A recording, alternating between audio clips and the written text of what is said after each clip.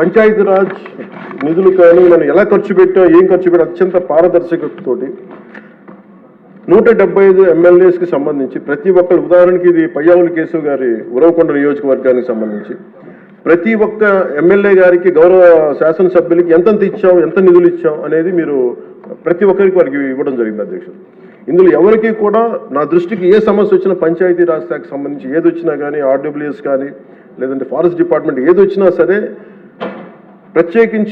ప్రత్యేక శ్రద్ధ పెట్టి ఉన్న పరిమితమైన నిధులనే అందరూ ఒకళ్ళకి ఇవ్వకుండా కూడా పార్షియాలిటీ చూపించకుండా ఉన్నంతలో అందరికీ న్యాయం జరిగేలా మేము చేస్తామని, ఇది మీ ద్వారా ప్రతి ఎమ్మెల్యే గారికి, ప్రతి గౌరవ శాసనసభ్యులు ప్రతి ఒక్కరికి పంచాయతీరాజ్ శాఖ అందజేస్తున్న అధ్యక్ష. ఇది మీ దృష్టికి తీసుకొస్తా ఉన్నాను.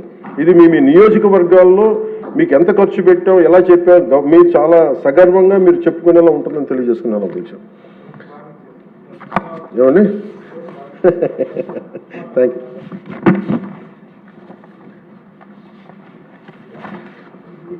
అలాగే అధ్యక్ష, వీళ్ళకి సంబంధించి అంటే నాకు సభ దృష్టికి, ఇంకా గౌరవ సభ్యులందరూ మాట్లాడతారు, నా సభ దృష్టికి నేను తీసుకురాగలిగేది, ఇప్పటికీ కూడా వాళ్ళ సభ్యులు తక్కువ 11 మంది అయినప్పటికీ కూడా వాళ్ళు ఒక 1100 మంది ఉన్నట్టుగా వాళ్ళు మాట్లాడుతూ ఉంటారు. అంటే మనం ఎందుకనంటే వాళ్ళు చెప్పిన దాన్ని చాలా బలంగా నమ్ముతారు. మనం చేసే పనులు మనం చెప్పుకోలేం, మనం చేయడానికి సంకోచిస్తున్నాం ఏంటో తెలియదు. కానీ వాళ్ళు చూడండి, ఇందాక నేను చెప్పింది మీకు, when we are irresponsible, our NDA alliance is so responsible, reliable and reasonable government, while they are irrational, irresponsible and abusive group. వీటన్నిటి మధ్యలో మనం కూర్చోబెట్టి మనం ఏదైనా మాట్లాడాలి అంటే మనందరం కూడా ఒక ఏకాభిప్రాయం మీద ఒక ఏకత్వం ఉండాలి అనేది నేను మనస్ఫూర్తిగా సభ్యులందరినీ కూడా నేను కోరుకుంటా ఉన్నాను. వాళ్ళు చూడండి, ఆర్టికల్ 21 కాన్స్టిట్యూషన్ ఆఫ్ ఇండియాలో protection of life and personal liberty మాట్లాడితే మేబీ వాళ్ళు ఏమనుకున్నారంటే endangering others life, violating their liberty must be fundamental right అనుకుంటున్నారు వాళ్ళు. ఇది మనం కరెక్ట్ చేయాలి.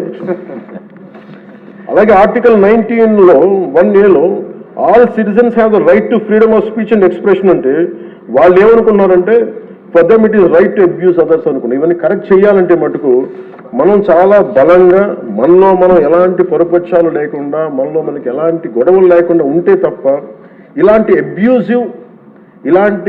అబ్యూజివ్ వ్యక్తుల సమూహాన్ని మనం ఎదుర్కోలేము అధ్యక్ష. కల్తీలు వాళ్ళే చేస్తారు, వాళ్ళే బూతులు తిడతారు. ఎలా ఉంటుందంటే హిందీలో చెప్తారు, ఉల్టా చోరు కొత్త వాళ్ళు కూడా అంటే దోపిడీలు చేసే దొంగ పోలీసు వస్తే పోలీసుని దొంగ నడిచాడు. వాళ్ళే తిట్టి, వాళ్ళే అబ్యూస్ చేసి మళ్ళీ మనం తిట్టామని చెప్తారు. కల్తీలు వాళ్ళే చేస్తారు. కానీ మనం డిఫెండ్ చేసుకోవడానికి irrespective of whether we are from different parties, మనం విభిన్నమైన కుల సమూహాల నుంచి రావచ్చు. కానీ బట్ రాష్ట్ర ప్రయోజనాలకి మనందరం ఒకే గలంతో ఉండాలని మనస్ఫూర్తిగా మీ ద్వారా నేను అందరూ ఉండాలని కోరుతున్నాను. నాకు మీ ప్రజల ఆకాంక్షలు ఎలా ఉంటాయో తెలియదు, ప్రజల ఆశయాలు ఎలా ఉంటాయో తెలియదు. మీరు బడ్జెట్ వస్తుంది అంటే అరే మాకు ఏమొస్తుంది ఇందులో కోరుకుంటారు. ఒక సమ్మర్లో స్కూల్కి వెళ్ళబోతున్న పిల్లలకి అరే మాకు భవిష్యత్తు మాకు ఏం ఖర్చు ఉంటుంది, ఎంత ఖర్చు ఉంటుంది తల్లిదండ్రులు రాసుకుంటారు. అది మాకు చిన్నప్పుడు మాకు గుర్తు. అలాంటిది ఒక బడ్జెట్ వస్తుంది అంటే ఎన్ని ఆశయాలు ఉంటాయి, ఎన్ని కోరికలు ఉంటాయి, ప్రతి గ్రూప్ మాకేమొస్తుంది, మాకేముంటుందని అనుకుంటా ఉంటాం. ఇది మేమందరం ఈ రోజున బడ్జెట్లో అందరికీ ఎంత తృప్తిగా ఉంటుందో నాకు తెలియదు. కానీ one commitment to people I can say, ఒక 15 ఏళ్ళు మేము ఈ రాష్ట్రం కోసం ఈ అలయన్స్ ద్వారా మేము పాటుపడతాం. దానికి మేము చిత్తశుద్ధిగా, త్రికరణ శుద్ధిగా అద్భుతంగా ఉండాలి రాష్ట్రం మనస్ఫూర్తిగా నేను కోరుకున్నాను అధ్యక్ష.